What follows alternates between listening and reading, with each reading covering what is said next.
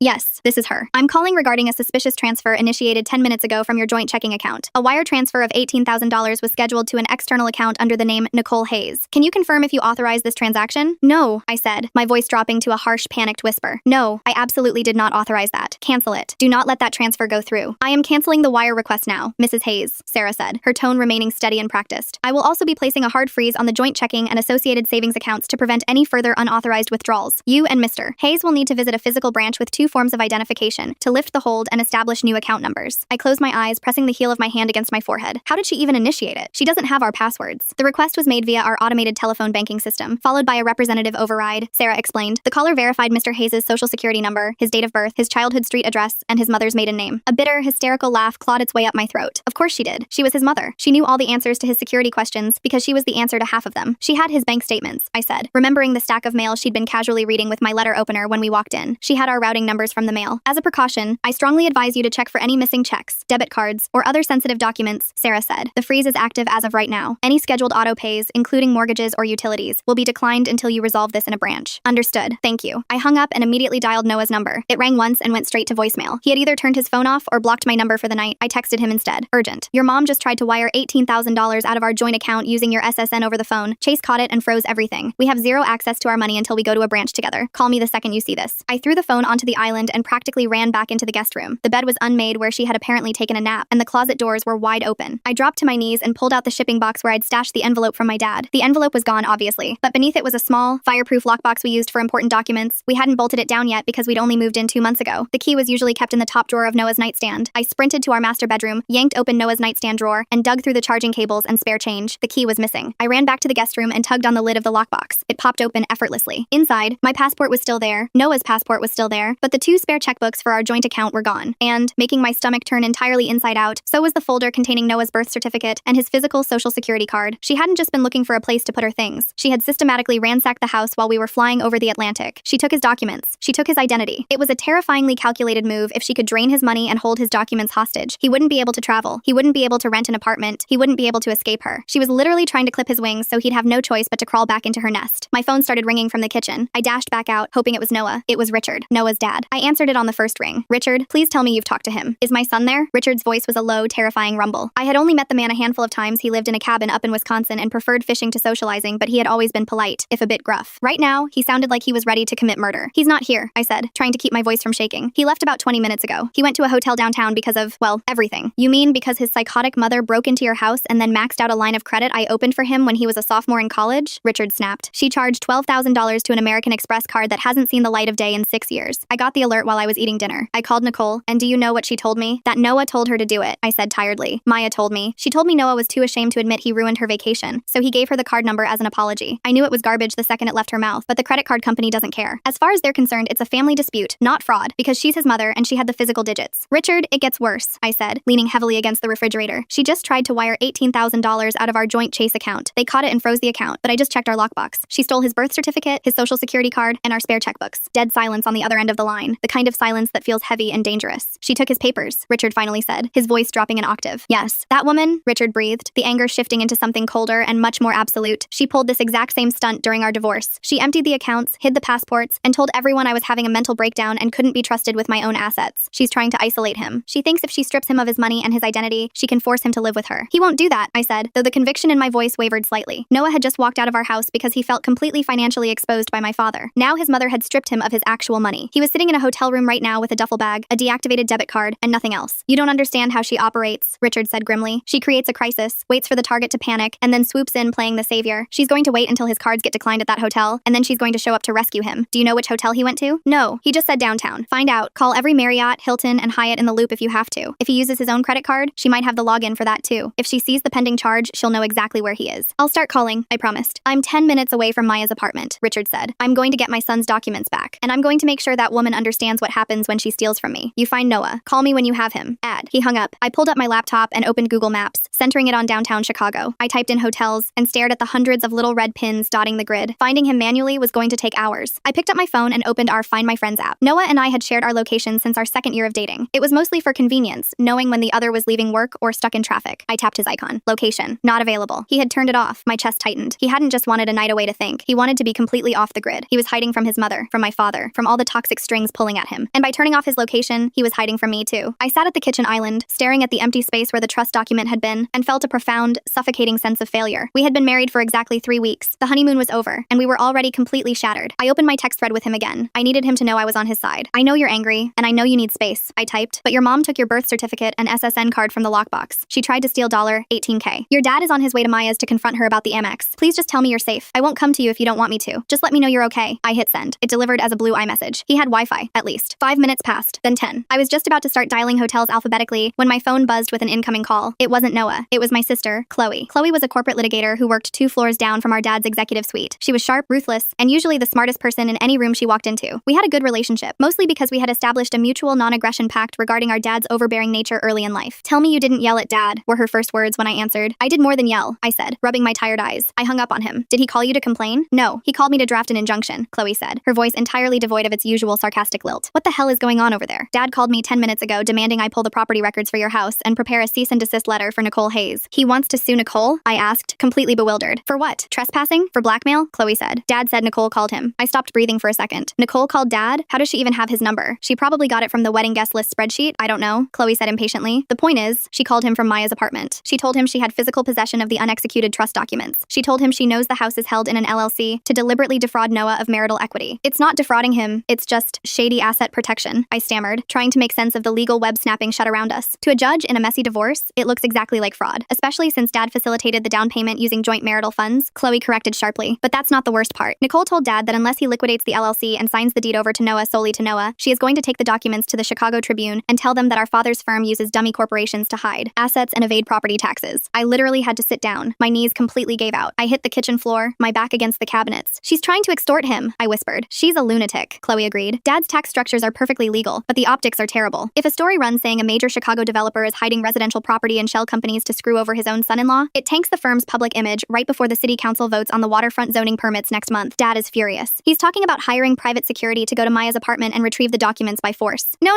Chloe, you have to stop him, I pleaded, panic rising in my chest like bile. Richard is on his way to Maya's right now. If Dad sends security guys while Noah's dad is there, it's going to be a disaster. Someone is going to get arrested. I told Dad to hold off for 24 hours, Chloe said. I told him I'd handle it. Where is Noah? Why isn't he controlling his mother? Noah left, I admitted, my voice cracking. He's at a hotel. His mom maxed out a $12K credit card in his name, tried to steal $18K from our joint account, and stole his birth certificate. He has no money, no ID, and he turned his location off. He's completely tapped out. Chloe went silent for a long moment. When she finally spoke, her tone had shifted. The lawyer was gone. My older sister was back. Pack a bag, she said quietly. What? Pack a bag. Call an Uber. Come to my place. Do not stay in that house tonight. I can't leave, I protested, looking around the pristine, empty kitchen. If Noah comes back, he'll find an empty house, which is exactly what he needs right now. Chloe interrupted. Listen to me. Nicole knows where you live. She has already broken in once. She is actively trying to extort a man who has enough money to ruin her life, and she has Richard bearing down on her. When the walls close in on her tonight, she is going to come looking for a punching bag, and you are the only one left in the ring. I looked at the front door. The deadbolt was locked, but the wood suddenly looked very thin. She wouldn't come back here, I said, though I didn't believe it. Noah told her if she came back, he'd call the police. Noah isn't there, Chloe pointed out logically, and she knows that. She has his bank logins, remember? If she checks the Chase app, she'll see the hold. She'll see the pending hotel charge on his credit card. She knows you're alone. A cold chill ran down my spine. I hadn't thought of that. If Nicole could see the banking details, she knew exactly where Noah was, and she knew exactly where I was. I'll pack, I said, pushing myself up off the floor. I'm ordering the Uber for you, Chloe said. It'll be there in 10 minutes. Just get your laptop, your passport, and some clothes. Leave the lights on. I hung up and sprinted upstairs. I grabbed a small duffel bag, the matching one to the one Noah had taken, and threw in leggings, sweaters, a toothbrush, and my laptop. I grabbed my passport from the lockbox and shoved it into the front pocket. As I was zipping the bag closed, my phone buzzed on the bed. It was a text from Noah. I'm at the Palmer house, room 412. Don't come here. I just needed you to know I'm safe. I exhaled a massive breath of relief. He wasn't completely shutting me out. He was just trying to survive the night. I'm going to Chloe's, I texted back. Your dad went to Maya's to deal with the Amex. My dad is threatening to sue your mom for extortion. Chloe told me not to be at the house. I love you. Please just sleep. I didn't wait for a reply. I grabbed my bag, ran downstairs, and threw on my coat. I checked the Uber app. Chloe's car was 3 minutes away. I stood in the entryway, looking around the house. It was a beautiful home. Hardwood floors, high ceilings, custom molding. It was the house I had pictured raising kids in. Now, it just felt like a trap set by my father and triggered by his mother. A car honked outside. I opened the front door, stepped out onto the porch, and locked the deadbolt behind me. I practically ran down the front steps to the waiting black SUV. I climbed into the back seat, pulled the door shut, and told the driver to go. As the car pulled away from the curb, I looked out the window at my house, and that's when I saw it. Parked halfway down the block, sitting in the shadows between two streetlights, was a familiar silver Lexus SUV, Nicole's car. She wasn't at Maya's apartment dealing with Richard. She had left Maya there to take the fall. She was sitting in her car, watching my house, watching me leave. I sank down lower in the leather seat of the Uber, my heart hammering against my ribs. She didn't follow us. She just stayed parked, staring at the empty house. I pulled out my phone and dialed Richard's number. He answered immediately, the sound of loud voices in the background. Maya was crying again. Did you find him? Richard asked, sharply. He's at the Palmer house, I said. But Richard, Nicole isn't there, is she? No, Richard growled. Maya says she left 20 minutes ago. Said she had an errand to run. She's sitting outside my house, I said, my voice trembling. I just left to go to my sister's. She was parked down the block, watching the front door. Are you safe? I'm in an Uber. I'm fine. But Richard, she has Noah's documents. She knows I'm gone. She knows Noah's not there. She's going back in, Richard realized. She doesn't have a key, I said. Noah took the emergency set from her. She doesn't need a key, Richard said grimly. If she spent the afternoon in your house house, she unlatched a window. She unlocked the back gate. She did something. She always leaves herself a back door. Why would she go back in? I asked, completely terrified of the answer. She already took the checks and his ID. She already took the trust document. Because she wants to make sure there's nothing left for him to come back to, Richard said. I'm calling the police. I'll meet them at your house. He hung up before I could argue. I sat in the back of the Uber, watching the city lights blur past the window, realizing with sickening clarity that the battle for my marriage wasn't going to be fought in a therapist's office or over a dinner table. It was being fought right now, in the dark, over bank accounts and locked doors and stolen paperwork. And the scariest part wasn't what Nicole was willing to do to win. The scariest part was wondering if Noah even wanted to be won back at all. The Uber pulled up to Chloe's high-rise in the West Loop 20 minutes later. I tipped the driver an extra $20 just for getting me away from my own street and walked into the lobby feeling like I was vibrating out of my skin. Chloe buzzed me up immediately. When the elevator doors opened on the 34th floor, she was already standing in her doorway. She was wearing oversized cashmere sweatpants and a messy bun, but she still had that intense, predatory posture she used in depositions. Get in, she said, pulling me inside and locking the door behind me. Her apartment was everything mine wasn't right now: quiet, secure, and completely unattached to any of our father's holding companies. She had a massive glass of red wine waiting for me on the kitchen island. I dropped my bag, took the glass, and drank half of it in one gulp. Dad called again while you were in the car, Chloe said, leaning against the counter. I talked him down from the private security guys. I told him if he sends armed guards to a domestic dispute, the Tribune won't even need Nicole to give them a quote. They'll just pull the police scanner logs. He's backing off for the night, but he's having his fixers draw up a non-disclosure agreement for her to sign tomorrow. She won't sign an NDA, I said, my voice hoarse. She doesn't care about money, Chloe. She cares about control. She wants Noah to be completely dependent on her. Everyone cares about money when the alternative is a defamation lawsuit that bankrupts them, Chloe said flatly. But before she could elaborate on her legal strategy for destroying my mother-in-law, my phone rang. It was Richard. I put it on speaker and set it on the marble counter between me and Chloe. Are you at the house? I asked. I'm here, Richard said. The background noise was completely silent. No sirens, no yelling. The police just left. Did they arrest her? Richard let out a long, bitter exhale. No, because she wasn't here. She was already gone by the time I pulled up, and the police wouldn't have done a damn thing even if she was sitting in the living room. What do you mean? Chloe leaned in, her lawyer instincts flaring. She broke and entered. She stole financial documents. According to the Chicago Police Department, she entered a residence using a key provided by a family member, Richard said, his voice tight with barely suppressed rage. She took documents belonging to her own son, and she claimed to the credit card company that she had authorization. The cops told me this is a civil matter, a domestic dispute. They took a report, but they said unless there's a physical assault or a broken window, they aren't getting involved. They told me to hire a family law attorney. I closed my eyes. Of course. Nicole knew exactly where the line was. She knew how to cause maximum emotional devastation without crossing into felony territory. She weaponized the gray area. Did she take anything else? I asked quietly. She didn't trash the place, if that's what you're asking, Richard said, but she took the wedding album off the coffee table. She took all the framed photos of you and Noah from the hallway, and she took the entire stack of mail, including the new utility bills. She's scrubbing you out of his life, and she's taking his proof of residency. A cold, heavy knot formed in my stomach. It wasn't a heist. It was an erasure. Where is she now? Chloe asked. I don't know, and I don't care, Richard said. I'm going to a branch tomorrow morning with my lawyer to dispute the Amex charge, and then I'm driving back to Wisconsin. I cannot be near that woman. She's toxic waste. You need to tell Noah to lock down his credit through the major bureaus tonight before she uses his social to open a new line. I will, I said softly. Thank you, Richard. He hung up. I stared at the phone, feeling the sheer exhaustion of the last 72 hours finally crashing down on my shoulders. I had spent my entire honeymoon fighting a ghost, and now I was sitting in my sister's apartment, locked out of my own bank accounts, while my husband sat in a hotel room completely alone. Drink your wine, Chloe ordered gently. You can't fix this tonight. Go take a shower. Sleep in the guest room. We'll deal with the LLC and Dad's mess tomorrow. I didn't sleep. I lay in Chloe's guest bed, staring at the ceiling, watching the headlights of passing cars sweep across the walls, replaying the look on Noah's face when he ripped that trust document in half. He had chosen me. He had literally thrown his mother out onto the street for me, and his reward was finding out my father had rigged the game behind his back. At 6:30 a.m., I couldn't take it anymore. I got up, put on the same clothes I'd worn yesterday, and quietly let myself out of Chloe's apartment. The Palmer house was only a 10-minute cab ride away. The lobby was grand and historic, all gilded ceilings and heavy chandeliers, bustling with early morning business travelers drinking overpriced coffee. It felt like a different universe from the claustrophobic nightmare of my kitchen. I took the elevator to the 4th floor and walked down the long, carpeted hallway until I reached room 412. I stood there for a full minute just staring at the brass numbers. I didn't know if I should knock. I didn't know if he would even open the door. But I couldn't leave him alone with the silence anymore. I raised my hand and knocked softly, 3 times. Nothing happened. I waited 10 seconds and knocked again, a little louder. I heard the heavy deadbolt click, and the door swung inward a few inches, stopped by the security chain. Noah looked out at me through the crack. He looked awful. He was still wearing the gray t-shirt from yesterday. He hadn't shaved, and there were deep, bruised-looking bags under his eyes. He didn't say anything. He just closed the door, unlatched the chain, and opened it wide. I walked in. The room was standard hotel issue, heavy beige curtains pulled tight against the morning light, a king-sized bed that looked like it hadn't been slept in, and a small desk covered in open manila folders and a laptop. I told you not to come, he said. His voice was gravelly and exhausted. He walked over to the small armchair in the corner and sat down, leaning his elbows on his knees. I know, I said, staying near the door. I didn't want to crowd him, but I couldn't leave you here. Not after what Richard told me. Noah let out a dry, humorless laugh. You mean the part where the cops told him there's nothing they can do? Or the part where I currently have a fraud alert on my own name because my mother is trying to steal 18 grand out of my checking account? Noah, I am so sorry. Don't apologize for her, he said sharply, looking up at me. She's not your responsibility. I'm not apologizing for her. I'm apologizing for my dad. I took a step into the room. I talked to Chloe last night. She's going to help me force him to dissolve the LLC. We're going to put the house in both our names, free and clear. I don't care if he threatens to cut me off. I'll walk away from the whole estate if I have to. Noah stared at me for a long time. time. The anger wasn't there anymore, but what had replaced it was infinitely worse. It was resignation. It's not about the deed, he said quietly. He pointed to the laptop on the desk. Do you know what I've been doing since 4 o'clock this morning? I shook my head. I've been on the phone with the front desk, Noah said. When I checked in last night, I used the credit card tied to our joint account. The one Chase froze because of the wire transfer. The front desk called up here at 3 a.m. to tell me the authorization hold for the room had declined. They told me I needed to come down and provide a new form of payment, or I had to vacate the room. My heart broke right down the middle. Oh my God, I don't have a new form of payment, Noah continued, his voice perfectly, terrifyingly calm. My debit card is locked. My Amex is maxed out by my mother. I didn't have any cash because we just got back from Europe. I had to call Dave, my buddy from college, who lives in Wicker Park, wake him up at 4 in the morning, and ask him to Venmo the hotel manager directly, just so I wouldn't get thrown out onto Monroe Street. Noah, I have my cards. I can pay for it right now. That's exactly the point, he said, standing up. He started pacing the small strip of carpet between the bed and the window. You have your cards. You have your sister's penthouse. You have a father who buys houses in cash and hides them in corporate shells. You have safety nets stacked on top of safety nets. He stopped and looked at me, his eyes red and wet. I spent my entire adult life trying to build a life where I didn't owe my mother anything. I worked 80-hour weeks, so I wouldn't have to ask her for a dime, because I knew every dollar came with a leash, and I did it. I got free. And then I married you, and I woke up yesterday realizing I just traded one leash for another. That's not true, I pleaded, stepping toward him. I am not my father. I didn't know about the trust. I'm taking it back. It doesn't matter if you knew, Noah said, his voice cracking. It matters that it's how your family operates. Your dad looked at me, decided I was a financial risk because of my toxic mother, and engineered a failsafe to protect his investment. He doesn't respect me. He tolerates me. He's paranoid, Noah. He does this with everything. And my mother is crazy. She does this with everything. Noah fired back. Do you see the problem here? We don't have a marriage. We're just collateral damage in a proxy war between your dad's money and my mom's insanity. We're not building a life together. We're just surviving our parents. I didn't have a defense for that, because he was right. I stood in the middle of the hotel room, listening to the muffled sounds of traffic from the street below, feeling entirely helpless. Before I could say anything, Noah's laptop chimed from the desk. It was an email notification. He walked over and tapped the trackpad to wake the screen. He read the subject line, and the remaining color completely drained from his face. He actually reached out and gripped the edge of the desk to steady himself. What is it? I asked, moving to stand beside him. He didn't answer. He just pointed at the screen. It was an email from the managing director of Noah's consulting firm. The subject line read, Urgent, HR inquiry, your leave of absence. I leaned in and read the body of the email over his shoulder. Noah, I received a very concerning voicemail on my personal cell phone this morning from your mother, Nicole. She stated that you are currently undergoing a severe psychiatric crisis, that you have abandoned your home, and that you are in the middle of an aggressive legal separation from your wife. She requested that we suspend your corporate access and mandate psychiatric leave immediately for your own safety, claiming you are a flight risk with company data. As per company protocol regarding mental health crises and data security, IT has temporarily restricted your access to the server pending a meeting with HR. Please call me the moment you see this. We need to clear this up before the Monday morning partner briefing. Regards, Marcus. I stopped reading, the words blurring together. My chest felt so tight I couldn't draw a full breath. She hadn't just gone after his money. She hadn't just gone after his house. She was going after his career. She was burning his professional reputation to the ground, using the stigma of a mental health crisis to force his boss to lock him out of his own livelihood. She called Marcus, Noah whispered, staring blindly at the screen. She got his personal number off the emergency contact sheet I gave her 3 years ago. Noah, we can call him right now, I said quickly, panic making my hands shake. We can call him together. We'll tell him she's unstable, that it's a family dispute, that none of it is true. Noah slowly closed the laptop. The click of the screen shutting sounded incredibly loud in the quiet room. Do you know what happens to consultants who bring unstable family disputes to the managing director? He asked, his voice dead. They get quietly transitioned off the prime accounts. They get labeled a liability. Marcus doesn't care if it's true or not. He cares that my mother has his cell phone number and is threatening to make a scene. He turned away from the desk and walked over to the armchair. He picked up his jacket and slipped it on. Where are you going? I asked, a sudden, terrifying spike of adrenaline hitting my bloodstream. I'm going to the Chase branch on LaSalle, he said, picking up his room key. I'm going to lift the freeze on my debit card, and then I'm going to Maya's apartment. Maya's? Why? Richard isn't there anymore. I know, Noah said, opening the hotel room door. He didn't look back at me. But my mother is, and she wins. I'm done fighting her. I don't have the money or the energy left to keep running. The heavy wooden door clicked shut, and the deadbolt slid into place with a sickening finality. I stood in the middle of room 412, staring at the brass handle. He was walking to the bank. He was going to surrender to her because he thought he was completely out of options. Wait, the bank. Sarah from Chase's fraud division had been explicitly clear on the phone last night. You and Mr. Hayes will need to visit a physical branch with 2 forms of identification. Noah didn't have 2 forms of identification. His mother had stolen his passport and his physical social security card from our lockbox. He only had his driver's license. The bank system was going to flag him, ask for secondary verification, and deny him access to his own money. He was walking straight into another brick wall, and when he hit it, it was going to break whatever fight he had left. I grabbed my duffel bag off the armchair and bolted out the door. I sprinted down the carpeted hallway, hammering the elevator button until the doors slid open. As the car dropped toward the lobby, I pulled out my phone and dialed Chloe. She answered on the second ring, sounding wide awake and over-caffeinated. Are you at the hotel? She asked immediately. Did you find him? I found him, but he just left, I said, my voice breathless as I speed-walked through the opulent Palmer House lobby, dodging bellhops and luggage carts. Chloe, Nicole called his managing director. She left a voicemail claiming Noah is having a psychiatric break and that he's a flight risk with company data. They suspended his server access. He thinks his career is over. Dead silence on the line for 3 seconds. When Chloe spoke again, the older sister tone was completely gone. She was in full corporate litigator mode, ice cold. Tortious interference with a business contract, Chloe said, the words clipping out sharply. Defamation per se, and severe breach of corporate protocol by his HR department for acting on an unverified tip from an unlisted third party. Who is the managing director? His name is Marcus, I said, pushing through the heavy revolving revolving doors and hitting the frigid morning air of Monroe Street. I don't know his last name. I'll find him on LinkedIn. Screenshot the email Noah got and send it to me right now. Chloe, what are you going to do? I'm going to have my firm's senior partner draft a cease and desist letter addressed directly to Marcus and his company's internal legal counsel, Chloe said flatly. I am going to inform them that if they do not instantly reinstate Noah's access, they will be named as co-defendants in a massive defamation and wrongful suspension lawsuit. They are a consulting firm. They hate liability more than they hate bad PR. I'll have his access restored before you finish your coffee. Where is Noah right now? He's walking to the Chase branch on LaSalle to try and lift the freeze on his debit card, but he doesn't have his passport or his social security card because Nicole stole them. The bank is going to turn him away. Get to that bank, Chloe ordered. Send me that screenshot. She hung up. I pulled up my text thread with Noah, realized I couldn't access his email from my phone, and cursed loudly. I couldn't send the screenshot yet. I had to get to him first. I ran the 3 blocks to LaSalle Street, my lungs burning in the cold air. The financial district was just waking up, suits pouring out of the train stations and funneling into the massive glass and steel high-rises. I spotted the blue Chase logo on the corner and pushed through the double glass doors. The branch was vast, echoing, and mostly empty at this hour. I scanned the room. Noah was sitting at a low, frosted glass desk in the back corner. Across from him sat a junior banker in a tight blue suit, looking deeply uncomfortable and typing rapidly on his keyboard. Noah's posture was completely collapsed. He had his elbows on the desk, his face buried in his hands. I walked over quickly and pulled up the empty chair next to him. Noah flinched and looked up. His eyes were completely hollow. I told you not to come, he whispered. I'm sorry, the banker said, looking between us with a strained, apologetic expression. Mr. Hayes, as I was just explaining, because of the hard freeze placed by the fraud division, and because the account was flagged for a suspicious wire transfer initiated using your social security number, I cannot override the lock with just a driver's license. The system requires a secondary, government-issued ID, a passport, or the physical social security card. I don't have them, Noah said, his voice completely devoid of emotion. They were stolen from my house yesterday. Then you need to file a police report for the stolen documents, the banker said gently. Once you have the official police report, you can bring that in, and we can initiate a provisional. The police told my dad it's a civil dispute because it was my mother, Noah interrupted, staring blankly at the desk. There is no police report, the banker grimaced. Then my hands are tied, sir. I cannot release the funds. Noah nodded slowly. He didn't argue, he didn't yell, he just accepted it. He reached out to pick up his useless driver's license. Okay, thank you for your time. He started to stand up. I reached across the desk and slammed my hand down over his, pinning his license to the glass. Noah looked at me, startled. I'm the joint account holder, I said, looking directly at the banker. I unzipped the front pocket of my duffel bag and pulled out my driver's license and my passport, sliding them across the desk. My name is on the account. I was the one who called the fraud division last night and authorized the freeze. Here is my primary ID, and here is my passport. The banker blinked, taken aback by the sudden shift in energy. He picked up my IDs and looked at his screen. Yes, ma'am, I see that here. You initiated the verbal freeze at 9:14 p.m. Great. I am sitting in front of you with 2 forms of ID. I want to lift the freeze on my half of the joint assets. I can do that for you, the banker said cautiously. But Mr. Hayes' debit card will remain locked until he provides secondary identification. The system separates the users even on a joint ledger. I don't care about his debit card right now, I said. I want you to open a new checking account, right now, in my name only. I want you to transfer all the funds from the joint account into that new account, and I want you to issue me a temporary debit card and withdraw $2,000 in cash. The banker's fingers hovered over his keyboard. You want to drain the joint account and close it? Yes. I can do that, the banker stammered, clearly intimidated. Please give me just a moment. He started typing furiously. Noah just sat there, staring at me. His hand was still resting on the desk under mine. I turned my hand over and laced my fingers through his. His skin was freezing cold. Open your laptop, I whispered to him. What? Open your laptop and pull up that email from Marcus. I need a picture of it. Why? He asked, his voice cracking. It's over. She got to him. Just open the laptop, Noah. He sighed, reaching into his duffel bag with his free hand. He pulled out the silver laptop, set it on the glass desk, and flipped it open. The screen woke up, still displaying the HR email. I took my phone out, snapped a clear photo of the screen, and immediately texted it to Chloe. Sent. Fix it, I typed. 3 dots appeared instantly on Chloe's end. Already drafting. Give me 30 minutes. I turned back to Noah. My sister is a corporate litigator. Her firm handles liability for Fortune 500 companies. She is sending a cease and desist to Marcus and his legal team as we speak. They broke HR protocol by acting on a medical claim from an unverified third party. If they don't reinstate your server access by 9 o'clock, Chloe is going to threaten them with a wrongful suspension lawsuit that will make Marcus's head spin. Noah stared at me, his eyes widening slightly. You called Chloe? Yes. Because having a lawyer in the family shouldn't just be something my dad uses to protect his real estate, I said, keeping my voice low but intensely firm. It should be something we use to protect you. The banker cleared his throat. Ma'am, the new account is open. The funds have been transferred. Here is your temporary debit card, and here is the cash. He slid a thick white envelope across the desk, followed by a plastic card. I picked up the envelope and handed it directly to Noah. You're not broke, I said, and you're not trapped. You have cash. You have me, and we are going to get your documents back. Noah looked down at the envelope in his hands. His chest rose and fell in a deep, shuddering breath. For the first time since we walked into our kitchen yesterday afternoon, the look of absolute, hollow defeat in his eyes flickered. A tiny spark of the man I married fought its way back to the surface. She has my birth certificate, he said, his voice barely above a whisper. She's at Maya's. I know, I said. Are you ready to go get it? He closed his laptop, shoved it back into his bag, and stood up. He didn't look exhausted anymore. He looked furious. Yeah, he said. Let's go. We walked out of the bank and immediately hailed a yellow cab. Noah gave the driver Maya's address in Logan Square. As the cab merged into the heavy morning traffic on the Kennedy the expressway. The silence in the backseat was thick, but it was a different kind of silence than the one in the hotel room. It wasn't the silence of giving up. It was the silence of bracing for impact. My phone vibrated in my pocket. It was Maya. I answered it and put it on speaker, holding it between us so Noah could hear. Maya, are you guys coming here? Maya asked. She wasn't crying anymore. Her voice was flat, tight, and incredibly stressed. She sounded like she hadn't slept either. We're in a cab on the highway, Noah said, leaning closer to the phone. We're 10 minutes away. Is she still there? She's sitting at my kitchen table, Maya said softly, her voice muffled, like she was hiding in her bathroom or a closet. Noah, Dad was here an hour ago. He came to confront her about the Amex card. Did he get my documents back? Noah asked sharply. No, Maya whispered. It was awful. Dad started yelling at her, demanding she hand over your passport and the social security card. Mom just sat there drinking coffee. She told Dad that if he touched her bags or tried to search my apartment, she would call the police and tell them her physically abusive ex-husband broke in and threatened her life. Noah squeezed his eyes shut and pinched the bridge of his nose. God damn it. Dad knew she'd do it, Maya continued, her voice trembling slightly. He knows how she plays this. He told her he was going to dispute the charge as fraud and that the credit card company would press charges against her, but he left. He couldn't physically take the stuff without risking an assault charge. She backed him into a corner. Where are the documents right now? I asked. That's why I'm calling, Maya said. I heard the sound of a door clicking shut on her end. She was definitely hiding. After Dad left, she took your birth certificate, your social security card, and the unexecuted trust document she stole from your house. She put them in a neat little pile on the kitchen table. Why? Noah asked, a sick edge of dread creeping into his voice. Because she plugged my paper shredder in, Maya whispered. She pulled it out of my home office and set it right next to the table. She told me to call you. She said to tell you that if you don't walk through my front door by noon, alone, and agree to come stay here with her, she is going to shred everything. The birth certificate, the social, the passports, all of it. My stomach turned completely over. It was a hostage situation. She wasn't holding a person. She was holding his identity. She wouldn't, Noah said, though he didn't sound convinced. She knows how hard it is to replace those. She needs them to control me. Noah, she's unhinged today, Maya pleaded. Dad terrified her this morning. She realized she might actually face legal trouble for the credit card, and she is panicking. When she panics, she burns everything down so no one else can have it. She told me to tell you noon. Exactly noon. Please just hurry. Maya hung up. I looked at the clock on the dashboard of the cab. It was 8:45 a.m. We had a little over 3 hours. She's bluffing, Noah said, staring out the window at the passing cars. His jaw was clenched so tight I could see the muscle jumping in his cheek. She won't destroy the only leverage she has left. Noah, she maxed out a credit card under your name and tried to wire $18,000 out of our account, I pointed out gently. She is entirely capable of feeding a piece of paper into a machine just to punish you for ignoring her. He didn't answer. He just kept staring out the window. The cab pulled off the highway and wove through the residential streets of Logan Square. Maya lived in a split-level brick duplex on a quiet, tree-lined street. It was the kind of neighborhood where people knew their neighbors and noticed when things were out of place. Right now, what was out of place was Nicole's silver Lexus SUV, parked illegally across a fire hydrant directly in front of the building. The cab stopped. Noah paid the driver with a $50 bill from the envelope I'd given him and didn't wait for change. He pushed the door open and hit the pavement walking fast. I scrambled out after him. We walked up the concrete steps to the front door. Maya's unit was on the second floor. Noah didn't bother buzzing. He pulled out his own set of keys. He had a spare for Maya's place and unlocked the heavy glass outer door. We climbed the carpeted stairs in silence. When we reached Maya's landing, Noah didn't hesitate. He jammed the key into the deadbolt, turned it, and pushed the door open. The smell of heavy floral perfume hit us instantly. Maya's apartment was usually messy, filled with textbooks, clothes, and empty coffee cups, but the living room was unnervingly pristine. Nicole had apparently spent the morning rage cleaning. The cushions on the couch were perfectly aligned. The magazines on the coffee table were fanned out at exact angles. And sitting at the small wooden dining table in the corner, with a cup of tea in her hand, was Nicole. She looked up as we walked in. She was wearing a crisp white blouse and dark slacks, her hair perfectly styled. She didn't look like a woman who had broken into a house yesterday or maxed out a stolen credit card. She looked like she was waiting for a PTA meeting to start. To her right, exactly as Maya had described, sat a black, heavy-duty paper shredder. Its green power light was glowing steadily. And on the table, resting directly next to the feed slot, was a small stack of thick, official-looking papers. I could clearly see the blue border of Noah's birth certificate and the dark green cover of my passport. Nicole's eyes flicked from Noah to me, and her polite, serene expression instantly curdled into a scowl. I told Maya to tell you to come alone, Nicole said, carefully setting her teacup down on a saucer. This is family business, Noah. She has no right to be here. She's my wife, Noah said. His voice was dangerously calm. He stepped into the living room, putting himself between me and the table. And you have exactly 10 seconds to take your hands off my documents, or I'm dragging you out of this apartment by your collar. Nicole laughed. It was a sharp, grating sound. You're not going to touch me, Noah. You're too worried about making a scene. You always have been. She reached out and rested her index finger lightly on top of his birth certificate. I had a very unpleasant conversation with your father this morning, she said, her tone suddenly shifting to a wounded, venomous purr. He came in here screaming at me, threatening me. After everything I endured in Italy, I come home to find my ex-husband trying to intimidate me, and my own son hiding in a hotel room with his little trust fund wife. You stole my identity, Mom. I secured it, Nicole snapped, slamming her palm flat against the papers. The sudden noise made me jump. I secured it because you are clearly not in your right mind. You let her family manipulate you. You let her father put your own home in a shell corporation so you'd be homeless if she ever got bored of you. I am the only person trying to protect you. You called Marcus, Noah said. He didn't yell. The utter lack of volume in his voice was somehow much more intimidating than if he had screamed. You called my managing director and told him I was having a psychiatric break. Nicole's expression didn't change, but her chin tilted up slightly in defiance. I told him you needed time off. You're not thinking clearly. A few weeks of mandated leave will give you time to clear your head, come stay here with me, and realize what a massive mistake you've made. You tried to get me fired. I tried to save you from yourself. Give me the papers, Noah demanded, taking a heavy step toward the table. Nicole instantly grabbed the stack of documents and held them directly over the thin, silver slot of the paper shredder. Noah froze. Do not take another step, Nicole hissed, her eyes wide and manic. I will push them in. I will shred the birth certificate, the social, the passports, all of it. Have fun trying to board a plane or open a new bank account or prove who you are when you have absolutely nothing left. Noah stood perfectly still in the center of the living room. The silence in the apartment was deafening, broken only by the low, electrical hum of the shredder, waiting for paper. Mom, Noah said, his voice dropping into a desperate, exhausted plea. Please, just put them down. Sit down on the couch, Noah, she ordered, keeping the papers hovering over the slot. We are going to have a calm, civilized conversation about how we are going to fix this marriage. And she, Nicole pointed a trembling finger at me, is going to leave. Before I could respond, the front door of the apartment, which we hadn't closed all the way, was pushed wide open. Maya stood in the doorway. She was holding her phone in her hand, and she looked absolutely terrified. But she wasn't looking at Nicole. She was looking at me. Maya, what is it? Noah asked without taking his eyes off his mother. I didn't know what else to do, Maya stammered, stepping into the room. She pointed her phone awkwardly toward the dining table. I called him. When she plugged the shredder in, I panicked and I called him. Called who? I asked. Heavy, deliberate footsteps echoed on the carpeted stairs out in the hallway. A moment later, a man stepped into the doorway, filling the frame. He was wearing a sharply tailored, charcoal gray suit, a dark overcoat, and an expression of utter, absolute disdain. It was my father. He walked into the apartment, completely ignoring Noah, ignoring Maya, and ignoring the papers hovering over the shredder. He stopped a few feet away from the dining table and looked down at Nicole like he was inspecting a cockroach on his shoe. Nicole, my father said, his voice a smooth, resonant baritone that commanded the entire room. I understand you've been looking for me. Nicole's hand actually trembled. For a split second, the sheer presence of my father in the room threw her completely off balance. She was used to terrorizing people who cared about social decorum. She was used to bullying Richard, who hated conflict, and manipulating Noah, who had been conditioned to appease her. My father didn't care about decorum, and he certainly didn't appease anyone. Arthur, Nicole managed to say, recovering her icy facade. She pressed the stack of documents closer to the silver slot of the shredder. You have no business being here. This is a private residence. It's a rental unit owned by a management company that I happen to play golf with, but let's not split hairs, my father said smoothly. He didn't even look at the shredder. He unbuttoned his overcoat and slipped his hands into his trouser pockets. I received your message this morning, the one where you threatened to go to the press with fabricated allegations about my firm's tax structures, unless I liquidated an LLC and handed the assets over to your son. They aren't fabricated, Nicole snapped. I saw the trust documents. You are deliberately hiding marital assets to defraud Noah. What you saw was a standard corporate restructuring draft that had absolutely nothing to do with you, my father corrected, his voice dropping slightly in temperature. But what you did, Nicole, was leave a voicemail on my private line explicitly demanding financial compensation in exchange for your silence. In the state of Illinois, that is a Class 2 felony. It's called extortion, Nicole scoffed, but the sound was thin. I'm not afraid of your lawyers, Arthur. I'm a mother protecting her son. Any judge will see that. You won't see a judge, my father said pleasantly. You will see a team of litigators who bill out at $1,200 an hour. Chloe spent the morning drafting a comprehensive civil suit against you. Defamation, tortious interference, intentional infliction of emotional distress, and extortion. We are prepared to freeze your bank accounts by Tuesday, put a lien on your condo in Evanston, and garnish whatever meager pension you're currently living on until the day you die. He took a single step closer to the table. The green power light on the shredder illuminated the edge of his polished leather shoe. Now, he said, his eyes locking onto hers, you are going to take your hand off my son-in-law's documents. You are going to pack your bags. And you are going to sign the non-disclosure agreement my associate is currently printing in his car downstairs. If you do that, I will delete your voicemail and pretend this incredibly pathetic display never happened. Nicole stared at him. Her breathing was shallow and fast. She looked at the shredder, then at Noah, and then back at my father. She was doing the math. She was calculating whether she could actually win a war of attrition against a man who bought city blocks for fun. She couldn't, and she knew it. Slowly, agonizingly, her fingers uncurled. She slid the stack of documents away from the shredder and pushed them across the smooth wood of Maya's dining table. Noah immediately stepped forward to grab them, but my father was faster. He reached out, his large hand sweeping the passports, the birth certificate, and the social security card off the table. He didn't hand them to Noah. He tapped them against his palm to straighten the edges, then calmly slid the entire stack into the inner breast pocket of his tailored suit jacket. Noah stopped dead in his tracks. What are you doing? Securing the assets, my father said without looking at him. He turned his attention back to Nicole, who was now shrinking into her chair, looking entirely defeated. Your bags, Nicole, now. Dad, I said, stepping forward. My voice felt incredibly loud in the quiet room. Give Noah his documents. My father finally turned to look at us. He offered a tight paternal smile that didn't reach his eyes. Not right now. We have a lot of moving pieces to handle today, and I am not taking any chances with careless handling. Noah, I've already spoken to Marcus at your firm. Chloe put the fear of God into their legal department. Your server access was reinstated 10 minutes ago. They expect you on Monday. No questions asked. Give me my birth certificate, Arthur, Noah said. His voice was dangerously low. It wasn't the exhausted tone from the hotel room. It was the sound of a man who had reached the absolute end of his rope. We will discuss it at my office, my father said dismissively, checking his heavy silver wristwatch. I have a car waiting downstairs. The two of you are going to go back to the house, pack a bag, and stay at the peninsula for the weekend. I've booked you a suite. The optics of you two staying in a hotel while this blows over are better. We can't have Nicole showing up on the property again and causing a scene for the neighbors. He was managing us. He had walked in, crushed Nicole, and instantly stepped right into the exact same power vacuum she had just vacated. He wasn't giving Noah his identity back. He was confiscating it for safekeeping, because my father didn't believe anyone was capable of handling their own lives properly except him. I'm not going to the peninsula, Noah said, and I'm not going to your office. Hand me my passport. My father sighed, the heavy, irritated sound of a parent dealing with a stubborn toddler. Noah, this is exactly the kind of emotional volatility that created this mess in the first place. You are compromised. Your mother has spent the last 48 hours systematically dismantling your life, and I just stepped in and fixed it. You should be thanking me, not making demands. Fixed it? Noah let out a harsh, bitter laugh. He pointed a shaking finger at Nicole, who was quietly crying at the table. She stole my identity, and your solution was to walk in here and take it from her so you could hold on to it yourself. yourself. You didn't fix anything. You just changed the name on the leash. Noah, I pleaded, reaching out to touch his arm. He's just trying to help. Noah yanked his arm away from me. The movement was sharp, almost violent, and it made me stumble back a half step. He looked at me, and the betrayal in his eyes was absolute. You called him, he said. I didn't call him, I said quickly, my heart hammering in my chest. I called Chloe. I just asked Chloe to help with the HR issue. Maya called him because she was scared. But you brought me here, Noah said, his voice dropping to a harsh whisper. You came to the bank. You gave me the cash. You convinced me to come here, knowing your sister was coordinating with your dad. You knew he was coming. I didn't. Noah, I swear to God I didn't know he was coming here. It doesn't matter, Noah said, stepping back from me. He looked between me and my father, shaking his head slowly. You guys are a machine. You just absorb everything. My mother tries to ruin my life, and your family uses it as an excuse to completely take over. He turned to my father. Keep the passport. Keep the birth certificate. I'll order new ones. But you are not managing my life. And you are sure as hell not putting me in a hotel so you can control the optics. Noah turned and walked toward the door. Noah, I yelled, running after him. I grabbed the sleeve of his jacket right as he reached the hallway. Please, don't do this. He's an asshole, but he's not Nicole. We can fix this. I'll get the papers from him right now. Noah stopped and looked down at my hand gripping his jacket. He didn't pull away this time, but he didn't lean in either. He just looked incredibly, profoundly tired. Look at what's happening, he said quietly, gesturing back into the apartment. I looked. My father was standing over Nicole, dictating terms to her while Maya watched, terrified, from the corner. My father looked completely in his element. He was negotiating a hostile takeover, and I was standing in the doorway, begging my husband to stay in a marriage that had become a corporate merger. We spent 2 weeks in Switzerland pretending we had escaped, Noah said softly. But we didn't. We just bought ourselves a grace period. This is what our life is going to be. Every time we hit a bump, your dad is going to buy our way out of it, and my mom is going to try to burn it down. There is no us. It's just them. That's not true, I said, tears finally spilling over my eyelashes and running down my cheeks. I chose you. I ripped up that document. I want to be with you. I love you, Noah said, his voice cracking. He reached up and gently wiped a tear off my cheek with his thumb. It was the softest touch I had felt in days, and it broke my heart completely. But I can't survive your family, and I won't let you drown in mine. He let his hand drop. He turned around and walked down the carpeted stairs. I didn't follow him. I stood frozen on the landing, listening to the heavy glass door of the building open and close. I walked back into the apartment. My father was holding out a thick black Mont Blanc pen to Nicole. Sign it, he commanded, and then pack your bags. The car is outside. Nicole, her face blotchy and mascara running down her cheeks, took the pen with shaking hands. She didn't read the non-disclosure agreement. She just signed her name on the bottom line. Defeated, broken, and completely neutralized. My father took the pen back, picked up the NDA, and slipped it into his briefcase. He looked around the room, brushing an invisible speck of dust off his lapel. Well, he said, turning to me with a tight, satisfied smile. That's handled. Where did Noah go? We need to get you two to the peninsula before traffic gets bad. I stared at him. I looked at the breast pocket of his suit where my husband's entire legal identity was currently sitting, held hostage for safekeeping. I looked at Nicole, who was silently weeping at the table, clutching her designer handbag like it was a life preserver. They had ruined it. They had actually, thoroughly ruined it. Give me his papers, I said. My voice didn't shake. It was completely dead. My father frowned. We'll discuss it in the car. You're entirely too emotional right now. Give me his papers, Dad, right now. I am not handing sensitive documents to a man who just stormed out of an apartment like a teenager. My father snapped, his patience finally wearing thin. He is compromised. He needs a cooling off period. I didn't argue. I didn't yell. I just walked past him, went straight into Maya's kitchen, and opened the drawer next to the sink. Maya had lived here for 2 years. I knew exactly where she kept her things. I pulled out a heavy, cast iron meat mallet. Maya gasped. My father took a sudden step back, his eyes widening in shock. I walked back into the living room, holding the mallet down at my side. I didn't look at Nicole. I didn't look at Maya. I walked directly up to my father. You have 10 seconds to take those documents out of your pocket and hand them to me, I said, staring directly into his eyes. Or, I am going to walk over to your waiting car downstairs, and I am going to smash every single window in it. And then I'm going to call the Chicago Tribune myself, and I am going to tell them exactly what you did with the LLC. I will blow your waterfront zoning permits straight to hell. My father stared at me. For the first time in my entire life, I saw genuine hesitation in his face. He wasn't looking at his daughter. He was looking at a liability he couldn't control. You wouldn't, he said quietly. I raised the mallet an inch. 8 seconds. He held my gaze for 3 more seconds, testing my resolve. He saw that there wasn't a bluff to call. The polite, compliant daughter who let him handle the down payment paperwork was gone. Slowly, deliberately, he reached into his breast pocket. He pulled out the blue passport, the green passport, the birth certificate, and the social security card. He handed them to me. You are making a massive mistake, my father said coldly. Get out of my sight, I told him. He adjusted his tie, gave me one last look of absolute disgust, and walked out the door. I didn't wait to see what Nicole would do. I shoved the documents into my duffel bag, dropped the mallet on the carpet, and ran out of the apartment. I hit the street sprinting. I looked left, then right. The silver Lexus was still parked illegally. My father's Blacktown car was idling near the corner, but there was no sign of Noah. I pulled my phone out with shaking hands and checked the Find My app again. Still turned off. I called his number. It went straight to voicemail. He was gone. He had his cash, his phone, and a head start. I stood on the sidewalk in Logan Square, the cold wind whipping my hair across my face, holding the documents that proved who my husband was, but having absolutely no idea where he was going. The extortion was over. The bank freeze was lifted. The HR crisis was solved, but the marriage was empty. My phone buzzed in my hand. I looked down, expecting a text from Chloe or my dad. It was a notification from the Chase banking app, the new individual account I had opened just an hour ago with the transferred funds. Alert. Withdrawal of $15,000 at O'Hare International Airport, Terminal 5. Terminal 5. International departures. He hadn't just walked away from my father. He was leaving the country. I flagged down a battered yellow cab that was just dropping off a passenger on the corner of Milwaukee Avenue. I practically threw myself into the back seat, shouting the terminal number at the driver before the door was even closed. The ride up the Kennedy Expressway took 45 minutes, but it felt like 5 years. I sat in the back, my hands gripping the canvas straps of my duffel bag so hard my knuckles ached. Inside the front pocket were the 4 pieces of heavy paper that dictated whether my husband had a future and whether I was going going to be a part of it. Terminal 5 is a cavernous, sweeping expanse of glass and steel. It's loud, it's chaotic, and it's designed to make you feel small. I pushed through the revolving doors and stopped, letting the rush of travelers with heavy luggage carts flow around me. I scanned the ticketing rows: British Airways, Air France, KLM, and then I saw him. He was sitting on a metal bench near the far wall, right next to the Swiss Air check-in counters. He wasn't in line. He wasn't looking at the departure boards. He was just sitting there, his elbows resting on his knees, staring at the polished terrazzo floor. His canvas duffel bag was resting against his leg. I walked over to him. My footsteps felt incredibly heavy. I stopped a few feet away. Noah looked up. He didn't look surprised. He looked at my face, then down at my hands, then back up to my eyes. "You knew I'd get the alert," I said. My voice was shaky, but the acoustics of the terminal swallowed it up. "I knew the app sends push notifications for any withdrawal over 5,000, he said quietly. He leaned back against the metal bench. "I didn't know who was going to walk through those doors, though. I didn't know if it would be you or if your dad was going to send someone with a badge to drag me back to his office. My dad is never making another decision for us as long as he lives," I said. I unzipped the front pocket of my bag, pulled out the thick stack of documents, and held them out. Noah stood up. He didn't take them right away. He just looked at the blue edge of his passport and the green edge of mine. "How did you get them?" he asked. "I picked up a cast iron meat mallet from your sister's kitchen counter and told him I'd smash his town car to pieces and leak his shell companies to the Tribune if he didn't hand them over," I said, entirely deadpan. Noah stared at me. For a second, he looked completely horrified. And then, slowly, a crack appeared in the exhausted, hollow mask he'd been wearing for 2 days. The corner of his mouth twitched. He let out a short, disbelieving laugh, running a hand through his messy hair. "You threatened Arthur with a meat mallet?" "I gave him 10 seconds, I confirmed. He folded at 8. Noah reached out and finally took the documents. He looked down at them, tracing his thumb over the gold foil eagle on the cover of his passport. Then he reached into the inner pocket of his jacket and pulled out a thick, white bank envelope. "I didn't buy a ticket," he said. "I went to the currency exchange desk. I pulled the 15,000 out in a cashier's check." He handed me the envelope. I looked inside. It was made out to both of us. "I called Marcus from the cab ride over here," Noah continued, his voice steadying, gaining traction. "I told him I appreciated him reinstating my access, but that I can't stay in Chicago. I told him I wanted the open transfer to the Seattle office. They've been trying to fill a senior consultant role there for 6 months. He said if I can be at a desk by Wednesday, the job is mine." I looked up from the envelope. Seattle, 2,000 miles away from my father's real estate empire, 2,000 miles away from his mother's apartment. "What about your mom?" I asked softly. "Richard called me while I was standing in line for the check," Noah said. There was no pity left in his voice, just a cold, clean finality. "He filed the police report for the Amex fraud. He's pressing charges. My mother is going to spend the next 5 years fighting debt collectors and a criminal summons. She doesn't have the money to follow us, and she doesn't have the leverage to force me back. I'm done. I am completely, permanently done." He took a step closer to me. The space between us finally closed. "The house is gone," Noah said, looking deeply into my eyes, needing to make sure I understood exactly what this meant. "The down payment is gone. The safety net is gone. Your dad is going to cut you out of the trust, and my mom is going to play the victim for the rest of her life. If we walk up to that counter and buy 2 one-way tickets to Seattle right now, this $15,000 is literally everything we have in the world." He reached out and gently touched my arm, his thumb tracing the fabric of my coat. "Are you sure you want to be with me?" he asked. "With just me?" I looked at the man I married. I thought about the heavy, suffocating silence of that perfectly decorated, LLC-owned house. I thought about the velvet box with the luggage tags at the rehearsal dinner. I thought about the 3 years of background noise, the subtle manipulations, the invisible strings attached to every single dollar, and every single favor we had ever received. I looked at the Swiss Air counter. A flight to Seattle was boarding from Terminal 3 inches 2 hours. "Noah," I said, reaching up and resting my hand flat against his chest, feeling the steady, solid beat of his heart. "I have never been more sure of anything in my entire life." Noah smiled. It was the exact same smile I'd seen in Switzerland when he threw his SIM card into the trash. Light, free, untethered. He picked up his duffel bag, shifted it over his shoulder, and took my hand. His fingers laced tightly through mine, and for the first time since we walked down the aisle, the grip didn't feel like a trap. It felt like an anchor. We turned away from the International Departures Board and started walking toward the domestic terminal, leaving our families, our inheritances, and our ghosts behind us in the glass and steel of O'Hare. The honeymoon was finally over. The marriage was just beginning.